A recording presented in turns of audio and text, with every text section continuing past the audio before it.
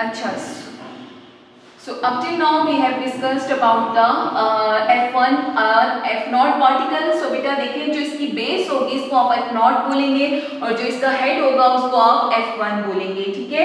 सो इन दो की बेस पे हम इनको फंडामेंटल पार्टिकल्स या जो है वो एलिमेंट्री या रेफरेंस पार्टिकल्स कहते हैं और इन्हीं को ऑक्सीसोम भी कहा जाता है।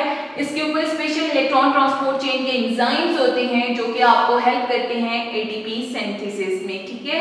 सो याद रखिएगा कि electron transport chain carried out on the cristae, but on the cristae the special knob-like structures are present which carry out the process of electron transport chain by having the enzymes for ETC, and these are called records or elementary or fundamental particles, ठीक है। So it means कि these knobs are actually meant for electron transport chain। अब देखिए, हमने यहाँ पे ये बात की कि inner membrane has infolds and these infolds are called cristae, ठीक है। Shelf-like projections which are called cristae। So cristae is to increase the surface area। क्यों surface area को increase करना है? ठीक है कि उसने इलेक्ट्रॉन ट्रांसपोर्ट चेंज करनी है, बट जितना सरफेस एरिया इंक्रीज होगा उतनी आपके पास नंबर ऑफ एफ पार्टिकल्स या फंडामेंटल पार्टिकल्स इंक्रीज होंगे, और जितने फंडामेंटल पार्टिकल्स इंक्रीज होंगे उतना हमारे पास जो है वो इलेक्ट्रॉन ट्रांसपोर्ट चेन का प्रोसेस फास्ट हो जाएगा, ठीक है। सो बेटा यहाँ तक हमने कहा कि these are two membranes, outer membrane and inner membrane.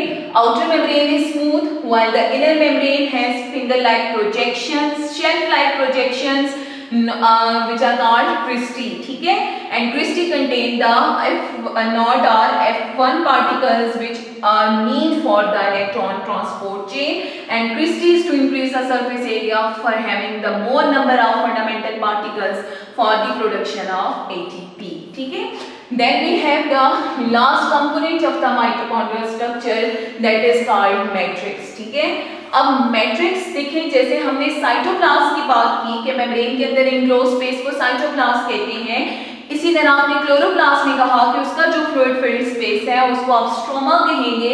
तो यहाँ पे जो डबल मेम्ब्रेन बॉन्ड के अंदर जितना भी स्ट्रक्चर प्रेजेंट है, यहाँ पे जितना भी फ्लूइड फिल्ड स्पेस प्रेजेंट है, इसको आप नाम देंगे मैट्रिक्स का, ठीक है। सो बेटा मैट्रिक्स डेंस होता है यानी कंसंट्रेटेड होता है, होमोजीनियस है मतलब इसके अंदर कोई और स्ट्रक्चर्स इस तरह से प्रेजेंट नहीं होंगे। जैसे आपने उसमें पढ़ा था कि थाइलाकॉइड्स होते हैं तो वो हेट्रोजीनियस होता है chloroplast, but it is homogeneous क्योंकि इसके अंदर फिर सब लाइक कोई पार्टिकल्स प्रेजेंट नहीं होंगे, यानी थर्ड मेम्ब्रेनस स्ट्रक्चर इसमें प्रेजेंट नहीं है, ठीक है। Like chloroplast, it also contains 78 ribosomes and circular DNA because they both shows their origin, that is prokaryotic origin or endosymbiotic origin, ठीक है। So बेटा 78 राइबोसोम्स हैं, राइबोसोम्स का रोल आपको पता है कि प्रोटीन सिंथेसिस करते हैं। देन आपके पास आता है इसका सर्कुलर डीएनए। सर्कुलर डीएनए के लिए आप एक और टर्म भी यूज कर सकते हैं, that is called genome. So circular DNA कितना लंबा होता है, कितनी उसके ऊपर न्यूक्लियोटाइड्स होते हैं, so it contain about 16,000 base pairs. कुछ जगहों पे सिर्फ 16,000 लिखा हुआ है, कुछ बुक्स में 16,569 बेस पेयर्स लिखा है, ठीक है। ये बीपी का मतलब होता है बेस पेयर्स, और आप जब भी डीएनए या आरएनए के लिए वेटेज यूज करेंगे तो आपने बीपी की टर्म यूज करनी होती है, यानी बेस पेयर की, ठीक।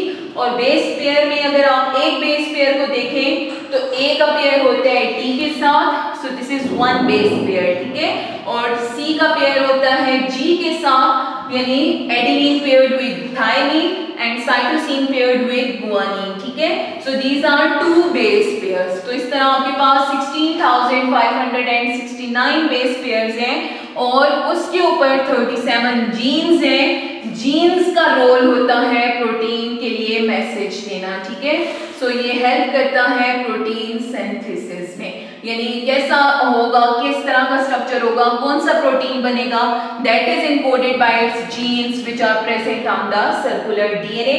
और याद रखिएगा इसका डीएनए बेशक सर्कुलर हो यानी इस फॉर्म में हो, लेकिन होगा डबल स्ट्रैंडेड ही, अच्छा, मतलब हमारा डीएनए लीनियर होता है, तो बैक्टीरिया में डीएनए जो है वो सर्कुलर होता है, तो इसी तरह माइटोकॉन्ड्रिया में भी सर्कुलर डीएनए होगा। देन हमारे पास एंजाइम्स हैं। सो देखिए, अभी तक हम बात कर रहे हैं कि कहीं पे प्रोटॉन ग्रेडियंट क्रिएट होता है, कहीं इलेक्ट्रॉन ट्रांसपोर्ट चेन होती है। तो एक बहुत इंपॉर्टेंट प्रोसेस है रेस्पिरेशन का, जिसको हम बोलते हैं क्रेब्स साइकिल। सो क्रेब्स साइकिल जो है ये होता है हमारे पास मैट्रिक्स के अंदर। सो मैट्रिक्स में जो क्रेब्स साइकिल होता है उसके लिए जो एंजाइम्स हैं आपके पास वो प्रेजेंट भी मैट्रिक्स के अंदर होंगे, ठीक है। सो बेटा यहाँ तक हमारे पास हो गया इसका जनरल स्ट्रक्चर। क्या क्या चीजें आ गई? Outer membrane which is smooth, contain the purines for the in and out movement of smaller molecules and ions and is usually permeable, ठीक है। Then second, perimitochondrial space or intermembranous space which is the space present between the two membranes 70 angstrom thick to create the proton gradient for the production of ATP by a process called chemiosmosis, ठीक है। Then we have inner membrane. Inner membrane is permeable to oxygen and water, contain folds at the projections which are called the cristae, and cristae contain the knob-like structures which are called the fundamental particles, and these fundamental particles are meant for the electron transport chain. And finally we have the dense homogeneous fluid or transparent material enclosed inside the membrane, and that is called the matrix, which contain ribosomes, DNA and enzymes. Ribosome and circular DNA will help in the biogenesis and in the production of different enzymes, while the enzymes layers are utilized for the Krebs cycle. So we can say that the two main process, आपको पता है कि respiration जब होती है तो हमारे पास सबसे पहले ग्लाइकोलिसिस होता है। ग्लाइकोलिसिस बेटा हमेशा साइटोसोल में होता है, यानी साइटोप्लाज्म में, ठीक है। उसके बाद ग्लाइकोलिसिस का जो प्रोडक्ट होता है पायरोविक एसिड, वो हमारे पास आता है माइटोकॉन्ड्रिया में। तो इधर पहले होगा लिंक्ड रिएक्शन। लिंक्ड रिएक्शन के बाद हमारे पास होता है क्रेब्स साइकिल, और क्रेब्स साइकिल के आखिर में जाके होता है इलेक्ट्रॉन ट्रांसपोर्ट चेन, ठीक है। सो ये तो हो गया साइटोसोल में, लेकिन लिंक रिएक्शन से लेके इलेक्ट्रॉन ट्रांसपोर्ट चेन तक जो प्रोसेस होता है हमारे पास ये है माइटोकॉन्ड्रिया में, ठीक है। और in response of this cellular respiration which take place in the mitochondria are aerobic respiration और oxidative phosphorylation which take place in the mitochondria result in the production of overall 38 ATP molecule and in the net production of 36 ATPs. So हम ये कह सकते हैं कि this 36 ATP molecule are produced by the breaking down of one glucose molecule. So एक glucose की breakdown जब mitochondria में होगी तो 38 टोटल एटीपी बनते हैं, 2 में से यूटिलाइज हो जाते हैं प्रोसेस में, तो 36 हमारे पास जो है वो नेट एटीपी होते हैं जो कि हमें एनर्जी प्रोवाइड करने के लिए प्रेजेंट होते हैं, ठीक है।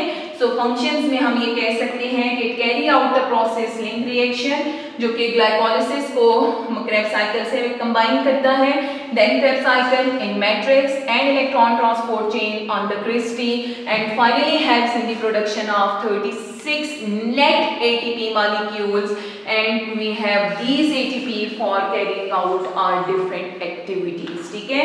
So that was about mitochondria. Take care of yourselves. Allah.